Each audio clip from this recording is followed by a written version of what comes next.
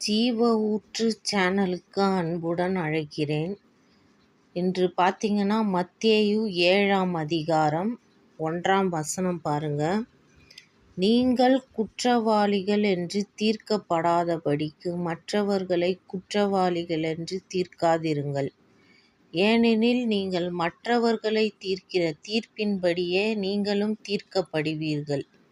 நீங்கள் மற்றவருக்கு அளிக்கிற அளவின்படியே உங்களுக்கும் அளக்கப்படும் அப்படின்ட்டு இயேசு கிறிஸ்து அழகாக சொல்லியிருக்காரு. அதாவது மற்றவர்களை நம்ம குற்றவாளி என்று சொல்லக்கூடாது. அதே மாதிரி அந்த சொன்னால் நீங்களும் குற்றவாளி என்று உங்களுக்கு நியாய தீர்ப்பு வரும் அப்படின்ற மாதிரி சொல்லியிருக்காரு. ஏன்னு சொன்னாக்கா இன்றைக்கி நம்ம அடுத்தவங்கள குற்றவாளியாக ஆக்கிட்டு நாம் என்னவோ நல்லவங்க மாதிரி பேசுகிறோம். இந்த உலகத்தில் எல்லாரும் பாவிகள் தான். அதே மாதிரி பார்த்திங்கன்னா 3ஆம் அதிகாரத்தில் நீ உன் கண்ணில் இருக்கிற உத்திரத்தை உணராமல் உன் சகோதரன் கண்ணில் இருக்கிற துரும்பை பார்க்கிறதென்ன?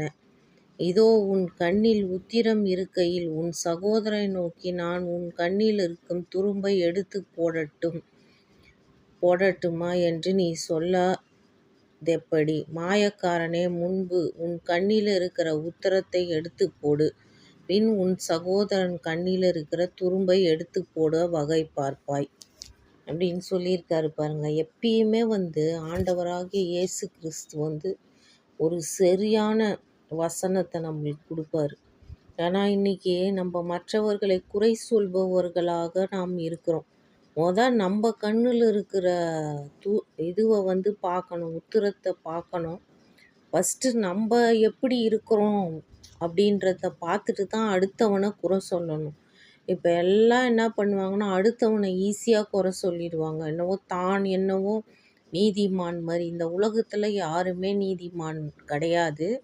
100% நீதிமான் வாழ்க்கையும் யாரும் வாழ முடியாது. எதனா ஒரு விஷயத்தில் கண்டிப்பாக நாம் ஏதோ ஒரு தவறு செய்திருப்போம். தவறு செய்யாத மனிதர்களே இல்லை. அப்படி இருக்கும்போது மற்றவர்களை பார்த்து ஈஸியாக குறை சொல்லிவிட்டு நாம் நகர்ந்து விடக்கூடாது என்று கர்த்தராகிய இயேசு கிறிஸ்து இந்த வசனம் மத்தேயு 7ஆம் அதிகாரம் 1ஆம் வசனம் முதல் 5ஆம் வசனம் வரை அழகாக சொல்லியிருக்கிறார்.